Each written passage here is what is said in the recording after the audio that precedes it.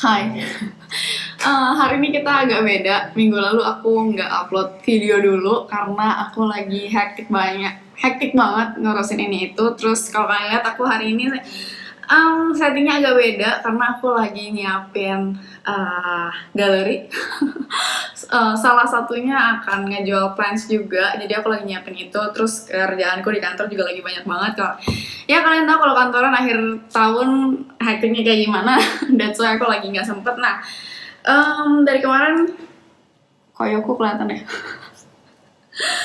Dari kemarin tuh nggak sempat dan aku lagi ngurusin itu kan. Jadi that's why hari ini aku pikir sekalian udah banyak banget yang request juga kan selama ini bahas tentang tanah. Jadi ya udah sekalian aku reporting tanaman yang buat ditaruh di galeri sini. Aku akan sekalian share ke kalian pengetahuanku tentang campuran media tanam. Oke, yang pertama aku harus siapin, aku pasti selalu pakai sarung tangan karet karena gini, kita kan mau reporting dari media tanam sebelumnya. Nah, kita nggak tahu di media tanam sebelumnya itu ada telur hama apa segala macam. So biasanya aku setelah pakai yang dari sarung tangan sebelumnya sama pas buat media tanam baru, aku tuh bedain si sarung tangannya. Plus biasanya kan di tangan suka ada kayak cacing segala macam gitu kan. Kayak aku masih plus juga aku kayaknya agak alergi. Jadi setiap kali aku nggak pakai sarung tangan tuh langsung gatal-gatal yang beruntusan merah gitu loh. Terus yang kedua, ini perlite. Ini di Tokopedia banyak sih, Shopee gitu-gitu juga banyak. Terus ini ada sekam bakar. Sekam bakar itu apa? Jadi kulit padi yang dibakar. Aku lebih senang sekam bakar daripada sekam mentah karena kalau dibakar katanya lebih aman lah, lebih kayak higienis. Ya itulah pokoknya jadi higienis ya. Disterilisasi. Iya ya. Ya gitulah pokoknya. Terus ini adalah andam. Jadi andam ini adalah ada campuran pakis cacahnya, terus ada daun bambu kering kayak gitu-gitu, dan ini oke banget buat erasi media tanam kita gitu. Terus ini ada sabut kelapa, ini buat finishing touches-nya aja sih biar cantik gitu atasnya. Terus ini ada coco chips, ini potongan kelapa, ini paling bagus banget buat aeroids. Jadi gini, aeroids itu kan tumbuhnya naik manjat pohon kan. Nah kalau misalnya kita taruh ini di potnya, dia tuh mikir, oh gue udah ngikat ke pohon nih, jadi dia akan tumbuh lebih cepat dan lebih bagus. Plus akar dari aeroids itu kan butuh udara yang banyak kan buat perputaran udaranya dia. That's why ini tuh bagus banget buat aeroids. Kayak aku sebisa mungkin kalau aeroids pakai coco chips ini sebanyak mungkin yang aku bisa gitu. Terus juga aku sediain pestisidanya sejauh ini. Biasanya aku pakai Kurakron. Kurakron tuh yang ini. Nanti aku akan jelasin gimana cara pakainya. Terus sama Furadan. Ini udah aku taruh di sini sih, kayak apa ini? Bukan Tupperware apa? Ya itulah ya. Oke, kita mulai aja. Oh, satu lagi yang paling penting. Mana dia? Aku pakai media tanamnya ini. Jadi, aduh, terang sekali. Aku pakai yang ini. Jadi ada satu lagi yang gambarnya anggur, itu juga oke banget. Sama satu lagi di rumah aku akan cantumin fotonya di sini. Kenapa aku pilih 3 itu? Karena dia ada tulisannya bebas jamur dan kimia. Terus juga kayak lebih menyenangkan gitu loh dipakainya, karena aku pernah coba merek lain, aku akan cantumin fotonya di sini juga.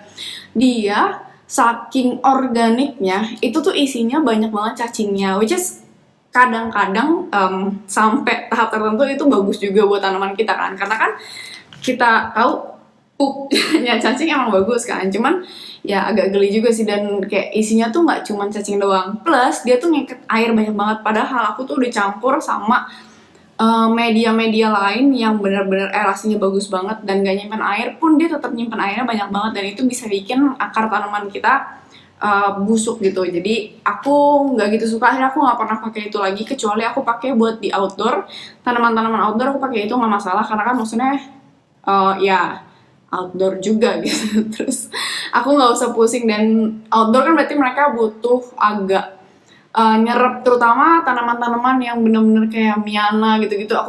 Biasanya aku pakein yang si tanah yang ini gitu, karena dia lebih lebih aku rasa lebih oke lah buat tanaman-tanaman outdoor gitu. Jadi untuk indoor aku pakai yang ini, atau yang gambarnya anggur, sama ada satu lagi yang tadi aku cantumin, semuanya yang bebas jamur dan kimia.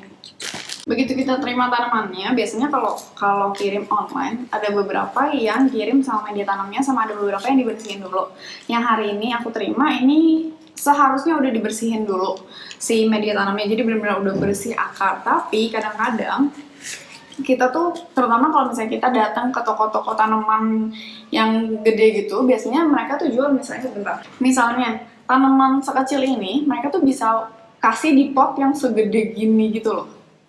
Nah, kalau preferensi sih sebenarnya ada beberapa yang bilang biarin aja, karena tanaman butuh akarnya biar makin biar makin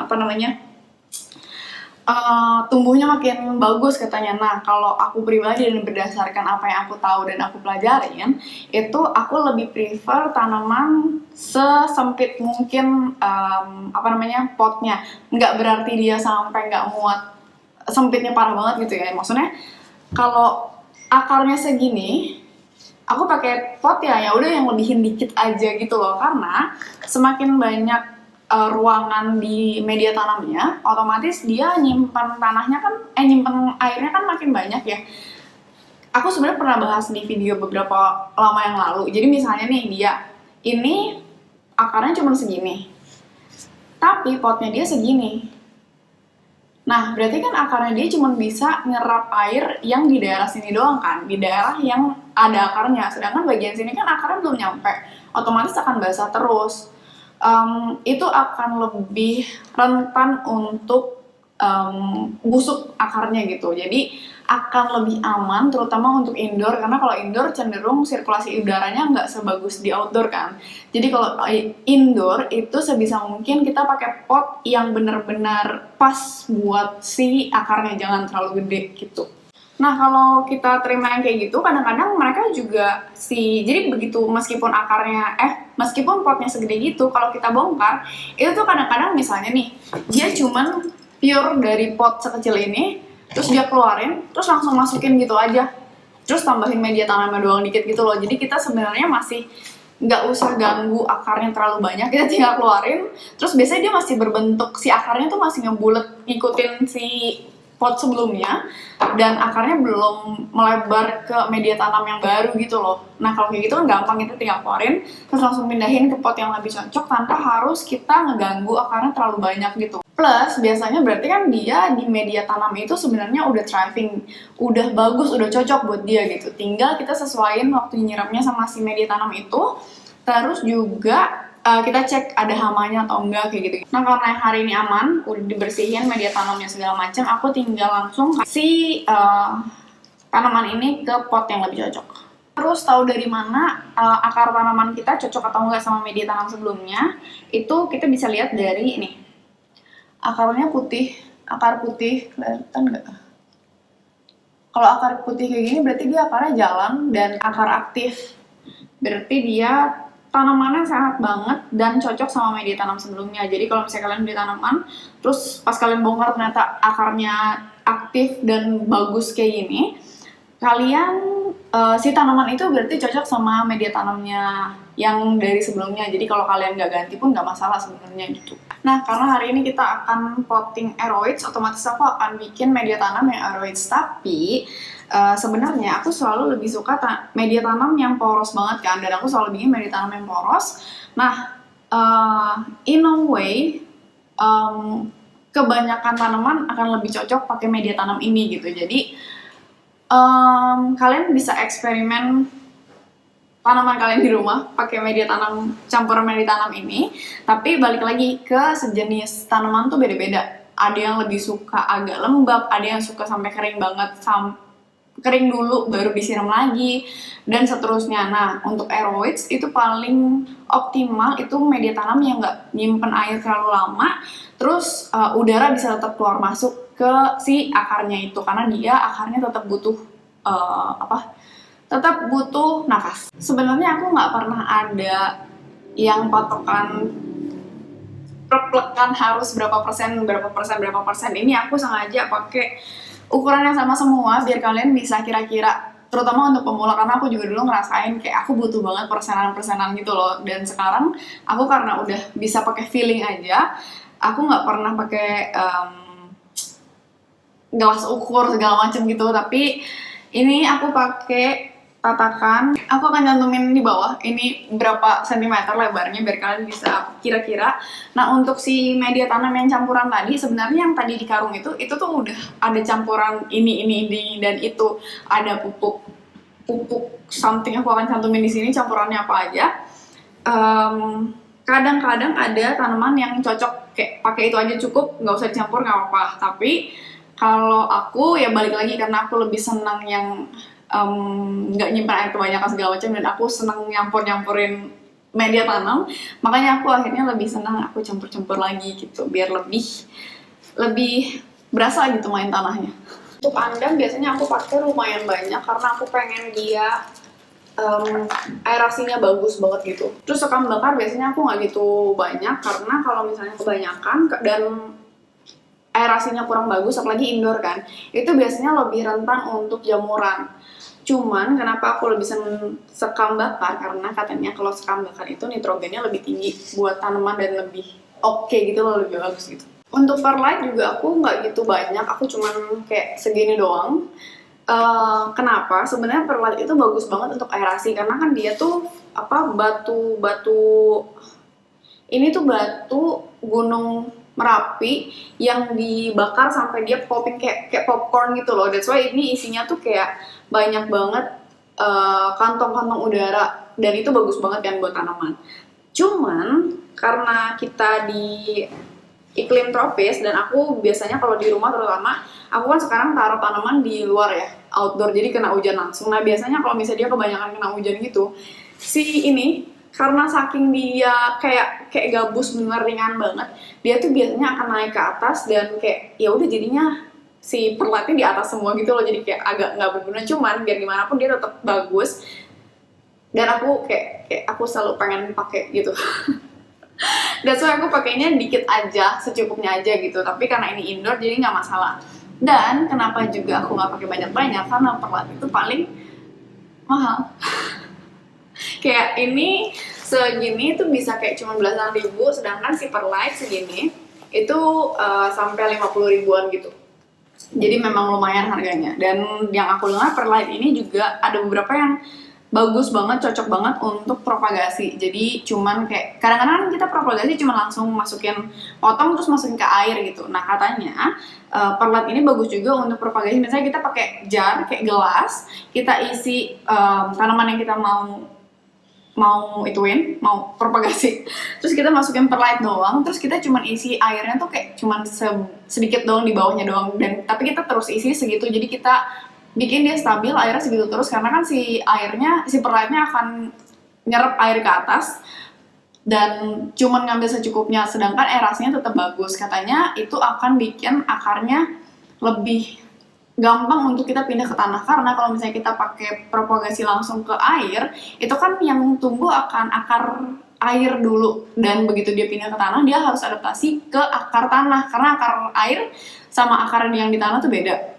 Nah kalau misalnya kita pakai perlite, katanya itu si akar yang tumbuh akan langsung akar tanah, jadi akan lebih cocok untuk ke tanah. Cuman aku nggak pernah berhasil pakai propagasi pakai perlite gitu, jadi nah, kayak yang tadi aku bilang, karena ini adalah aeroids, aku senang banget pakein coco chips, potongan-potongan kelapa, dan aku biasanya pakein banyak banget. Jadi campurannya kira-kira segini. Ini adalah campuran media tanam yang karungan tadi. Ini adalah andam. Terus ini segini sekam bakar, terus segini perlite, terus ini coco chips. Ini aku kayak lagi acara masak gitu. Anyway, terus kalau udah kita campur, nah agak terang. Kalau ada suara-suara, ini teman-teman partnerku lagi pada mau bikin kopi. Ya kita campur. Kayak bagus sih pencahayaannya di sini. Aku kalau bikin video di sini aja.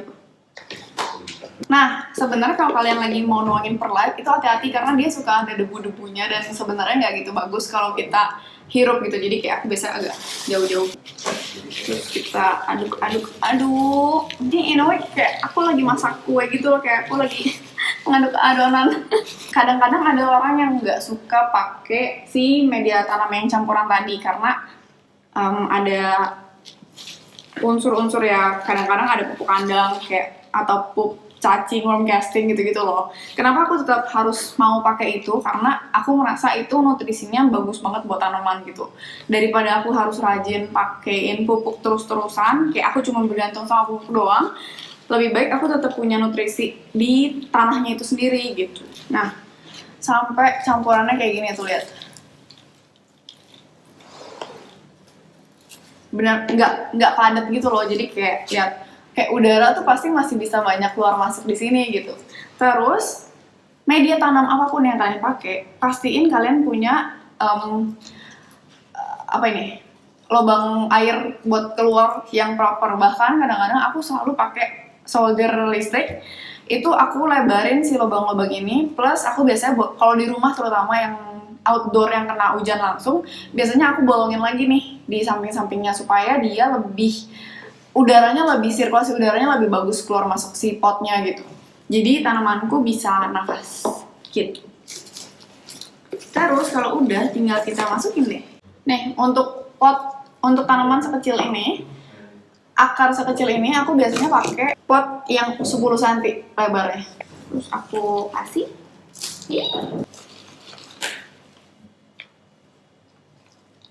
Nah, terus agak ditekan sedikit. Tekannya jangan terlalu kuat ya, karena nanti kalian malah bisa bikin akarnya patah. Jadi cukup ditekan-tekan aja, karena akar itu tetap harus kena ke si media tanamnya. Nah, karena aku pakainya ini yang kayak gede-gede banget, kayak aku takutnya agak nggak kena, jadi agak ditekan-tekan gitu. Nah, aku udah selesaiin empat-empatnya. Terus kalau udah, aku biasanya akan pakein si ini furadan. Jadi furadan ini sebenarnya insektisida. Nanti dia kalau misalnya kena air, otomatis kan si akar tanaman akan nyerap kandungan-kandungan yang ada di furadan ini.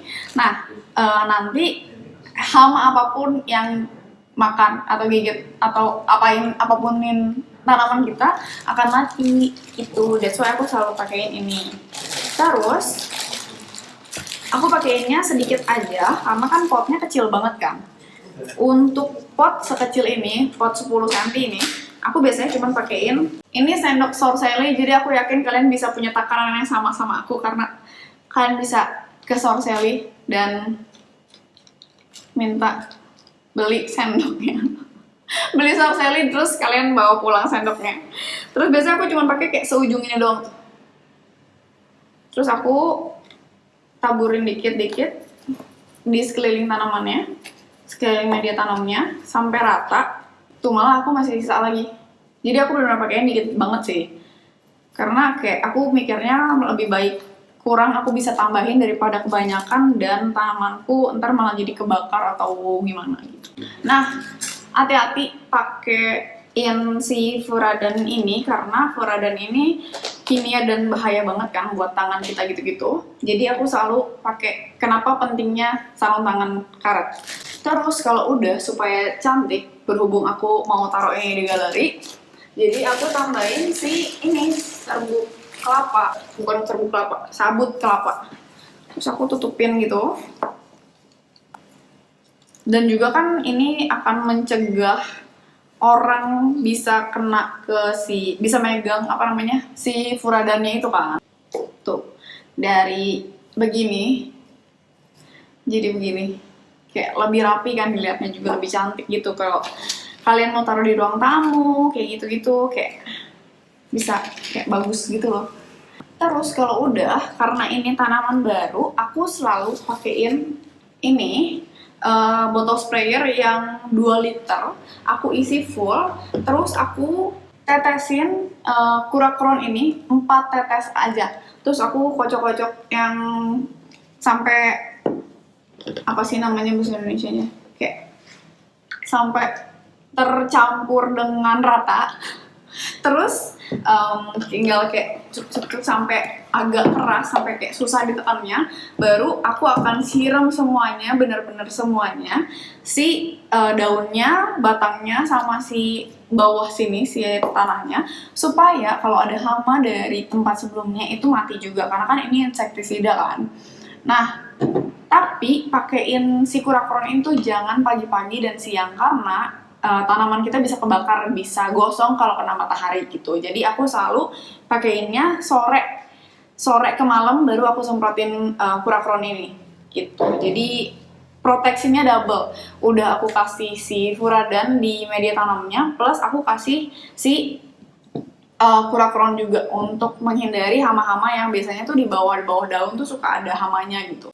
Terus kenapa tadi aku bahas juga media tanam lain yang dari toko sebelumnya, karena kalau kayak tadi aku terima kan jelas nih dia butuh dikasih media tanam kan, that's why aku bisa langsung ganti media tanamnya ke yang lebih cocok menurut aku. Tapi kalau misalnya aku beli terus kalau cuman potnya doang kegedean kan, nih aku pindahin kayak yang tadi aku jelasin caranya, tinggal keluarin doang, hati-hati, terus langsung masukin ke pot yang baru. Kenapa? Supaya dia minimalisir si tingkat stresnya dia. Jadi dia adaptasinya pelan-pelan, adaptasi tempat dulu, adaptasi lokasi, suhu, cahaya, sirkulasi udara segala macam kan beda sama di nursery-nya di sebelumnya gitu. Jadi dia adaptasi dulu sama tempat kita tinggal, nanti baru kalau udah seminggu 2 mingguan kita ganti media tanamnya.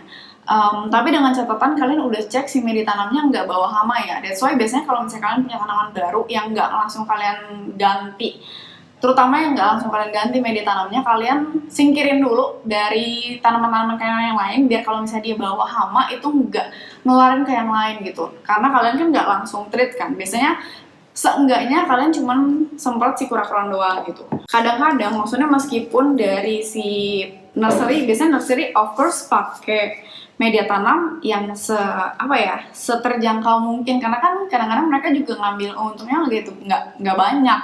Otomatis mereka, karena kan orang beli ke nursery kan partai besar, misalnya langsung berapa ratus gitu, langsung banyak, kayak aku langsung beli ke nursery juga langsung dalam jumlah besar gitu. Otomatis kan mereka untungnya nggak banyak. Kalau misalnya mereka langsung jual mahal juga pasti nggak ada yang akan beli ke nursery, ke petaninya langsung juga gitu. So sebenarnya nggak masalah, misalnya kayak kemarin tuh ada beberapa yang cuman pakai media tanamnya daun bambu kering, udah itu doang tok, nggak pakai apa-apa lagi. Tapi tanamannya tuh subur banget, kayak thriving banget, dan menurut aku itu nggak masalah, nggak harus diganti cepat-cepat. Nanti akan aku ganti setelah dia selesai beradaptasi, kayak seminggu lagi gitu, akan aku ganti ke media tanam yang menurut aku lebih cocok gitu. Tapi untuk sementara aku cukup kasih furadan aja, aku taburin di atasnya, aku taruh di pot yang ukuran yang lebih sesuai menurut aku, dan aku semprot kurakron, udah selesai gitu. Nanti begitu dia selesai beradaptasi baru kita kasih kayak gini gitu. Jadi nggak semuanya harus bener-bener kalian dapat tanaman terus langsung ganti media tanamnya sih, nggak juga, karena kan dia butuh adaptasi. Kayak aku bilang tadi, media tanam ini menurut aku paling cocok untuk aeroids karena butuh sirkulasi udara yang sangat banyak. Terus kenapa aku banyakin coco chips tadi gitu. Cuman aku biasanya pakai perkiraan perbandingan tadi itu ke hampir semua tanamanku, kecuali tanaman-tanaman tertentu yang butuh lebih lembab. Kalau misalnya tanamannya butuh media tanam yang lebih lembab, biasanya aku akan banyakin si media tanam campuran yang tadi di karung itu. Terus sisanya ya aku sesuaiin. That's why aku bilang nggak ada takaran yang benar-benar harus berapa persen, nggak. Kayak semuanya harus pakai feeling sih. Kayak kalian tahu kebutuhan tanamannya, media tanamnya kayak gimana, ya udah kalian bikin yang semirip itu. Sebenarnya paling gampang kalian lihat habitat alaminya dia hidupnya gimana, apakah di dasar hutan, terus kalian langsung bayangin lah kalau misalnya di dasar hutan kira-kira berarti tanahnya kayak gimana nih gitu. Kalau misalnya dia hidupnya di nempel di pohon lain, berarti kan kalian kebayang dong itu butuh yang cepat kering. Terus ya udah, kayak misalnya hoya-hoyaan, biasanya hoya-hoya tuh aku cuman kasih plek-plekan langsung coco chips udah selesai. Aku kasih si media tanam, aku diliatin aku malu.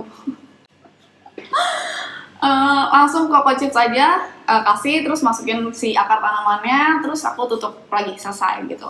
Dan aku biasanya, oh iya aku taruh luar nggak apa-apa, karena hujan setiap hari juga nggak apa-apa, karena kan pakai Coco Chips doang, jadi cepet banget keringnya gitu.